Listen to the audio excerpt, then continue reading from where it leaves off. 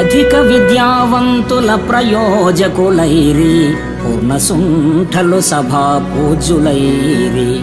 సత్యవంతుల మాట జన విరోధం బాయే, వదరుబోతుల మాట వాసికెక్కే.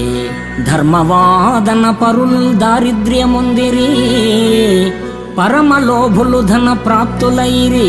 పుణ్యవంతులు రోగభూత పీడితులైరి, దుష్ట మానవులు వర్ధిష్ణులైరి.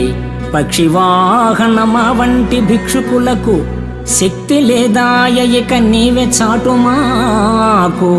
భూషణ వికాస శ్రీధర్మపుర నివాస, దుష్ట సంహార నరసింహ దురిత దూర.